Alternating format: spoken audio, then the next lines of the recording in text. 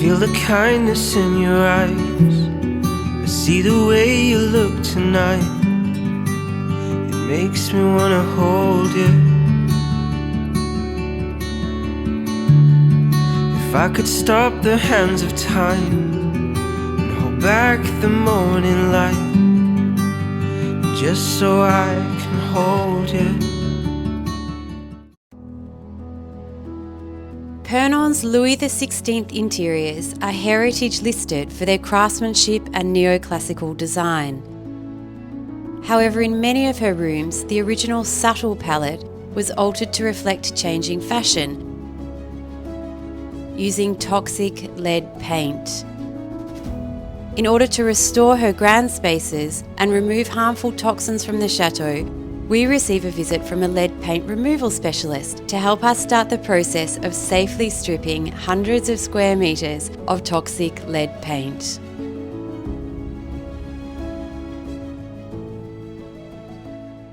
So we're using a product called Smart Strip, which is a product from a US-based company called Doyen.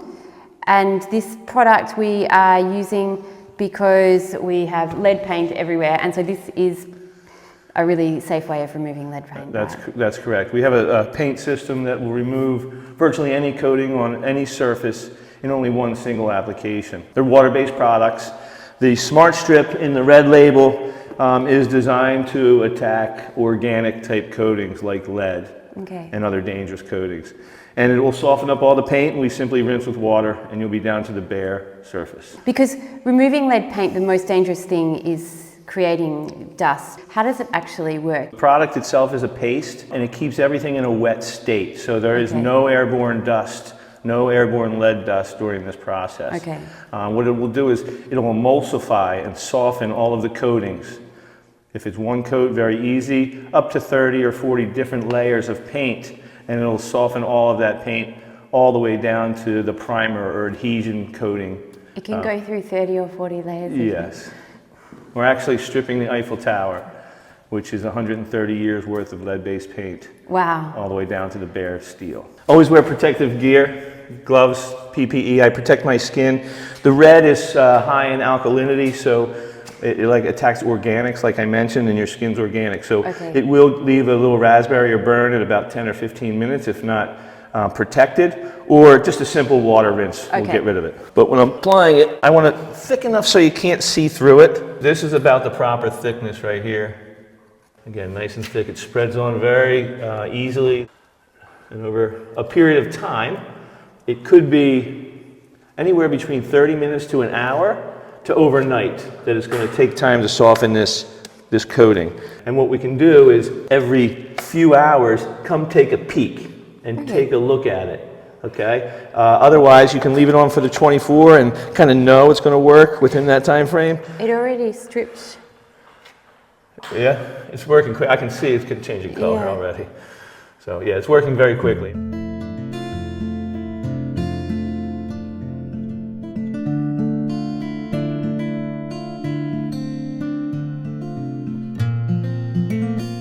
Here we're on the tuffeau stone, which is the stone that the chateau's been made from, and it's got an original lime render over the top of it. And then I'm not too sure how many layers of paint, so I don't know if there's multiple layers and then the lead paint, but I'm sure actually we'll find out. That's a great point, Felicity, that we never really know how many layers of paint, how old the paint is typically. What is the bottom layer, right? That's critical. Is it a lead-based paint? Is it an asbestos-based paint? Is it an oil-based paint?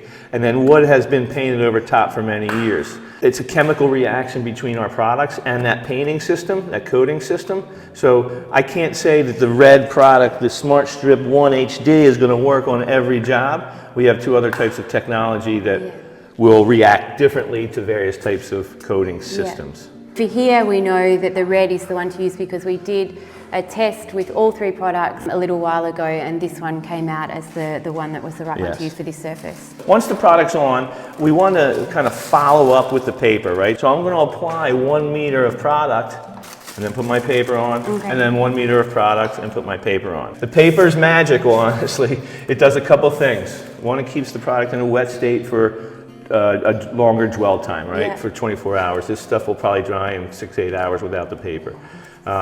It allows the product to stay in full contact with the many layers of paint.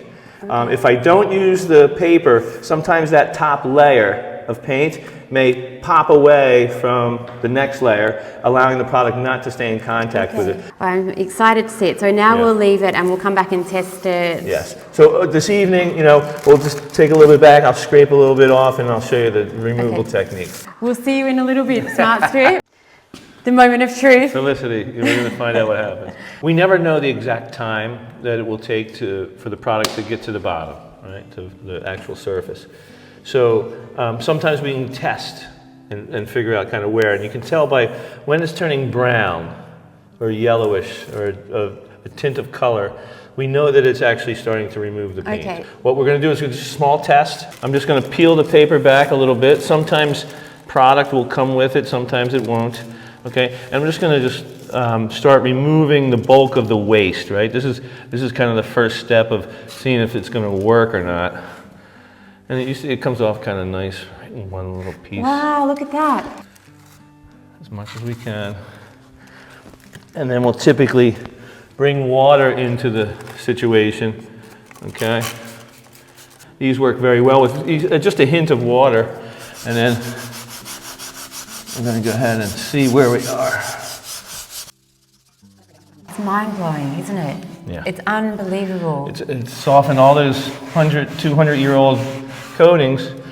So we are not to the final layer yet because see right there is the actual stone. So we've still got one layer. Okay, so that's the actual stone there. Yeah. So I think this is the original render or paint. I don't know what it was. We're getting through all of the coatings, no problem. Yeah. The bottom layer typically is some type of primer, right, to prepare the surface for the actual coating system. And that looks like we're running into that line, potentially.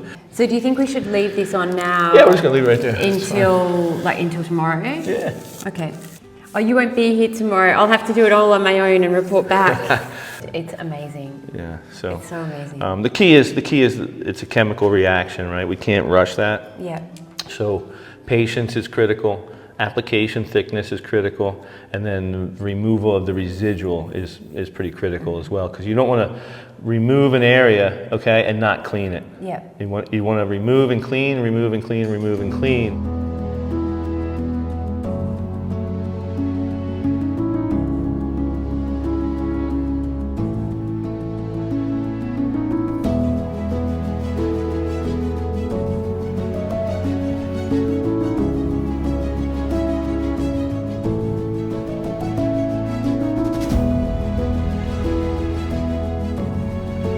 We are here in Purnon's entrance, and over here is the Smart Strip test that we completed a couple of months ago now.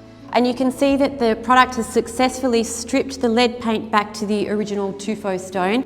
And this is the local stone that the chateau is constructed out of. And it's this colour that Purnon's architect intended her entrance to be. Now, neoclassical architecture is all about symmetry and geometrical shapes and subdued colours. And you can see that over time, this blue has been added to Purnon's entrance as fashions have changed. And not only is it this terrible toxic lead paint, but it also sits so uncomfortably in this space because it's not how the space was intended to look. So the goal is to remove all this paint so that first we create a non-toxic environment in here, but secondly, return the entrance to the way that it was intended to look. So this is quite a huge space. So what we'll do is we'll start working section by section, which will allow us to also have our architect have a look at the stone underneath, the condition of the stone, and as we go along, keep an eye on the work that we're doing and come up with a plan for the finishing treatment of the stone. So we will put the product on, it will sit on the surface for 24 hours, then we will remove the product and the lead paint will all come off with it and also give the surface a really good clean. The architect is going to be here on Friday, so we'll be able to show him that then, which is in 4 days' time, so we better get started.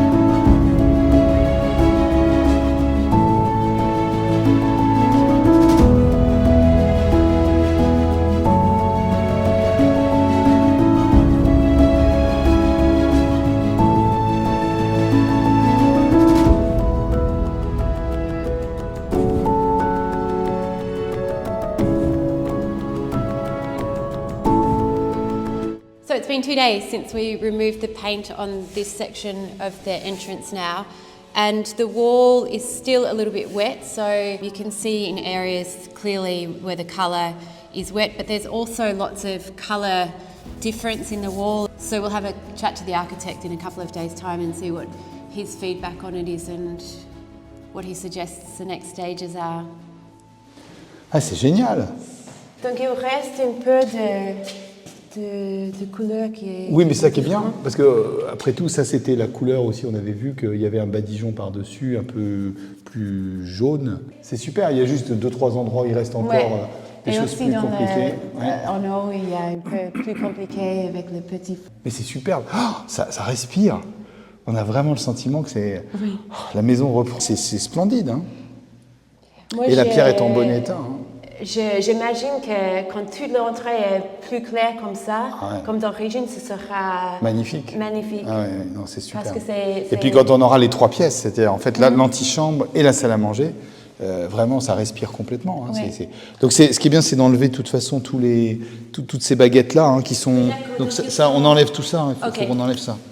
Enlève parce qu'elles ne sont pas d'origine ou oui, parce qu'elles sont en mauvais état? Elles ne sont pas d'origine. D'accord. Ça c'est pas d'origine, ça a été rajouté au 19e siècle. Ok, cool. Donc c'est beaucoup mieux sans. Mais maintenant, qu'est-ce qu'il faut faire? Il faut laisser comme ça et demander Alors, une devis je pense que pour l'instant, ce qu'il faut, c'est laisser sécher aussi, parce que faut attendre que quand tout sera fait, et après, on va demander, je pense, un devis pour une petite patine, quoi. C'est tout. Mais je pense qu'il faut déjà que ça sèche bien, qu'on soit... Oui. Et que ce qu'il faut, c'est avoir enlevé tout ça, par contre. Ok. Ça, ces éléments-là, il faut les enlever. Ça, c'est pas gênant du tout, parce que ça, c'est du badigeon, en fait, c'est à l'eau. Donc ça va. Mais là, c'est des vestiges de couches de peinture à l'huile, et ça, il faut enlever.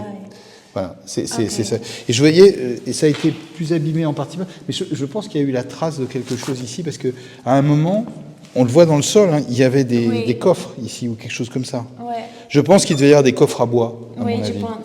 La corniche, elle n'est pas en pierre? Non, c'est le plâtre. Même la petite baguette, elle est en plâtre? Je pense, je ne suis pas sûre, mais c'était trop haut, donc on a besoin d'un échafaudage. D'accord. Parce qu'il faudrait peut-être faire un essai pour voir si ça réagit bien sur le plâtre aussi, si on peut, ce qu'on peut faire, parce que ce serait bien d'enlever tout le gris jusqu'à la nappe de plafond. Oui, bien sûr. Ça change complètement la vie. Oui, on est super contents. Ouais. Alors ça j'avoue que c'est là où j'ai du mal à savoir ce que c'est. Là, il y avait les bois. C'était bois de serre, ça? Ouais. Ah oui, c'est des bois de serre, ça? Ouais. Ah ouais. Mais c'est bizarre parce que ça fait 2 lignes énormes. Et est-ce qu'il faut... Je pense qu'on va les enlever. Oui, bien sûr. Il faut les enlever parce que ça, c'est vraiment moche. C'est très, très beau. Hein. Ouais. Très chouette. Ah ouais, non, c'est magnifique. C'est une belle architecture. Hein.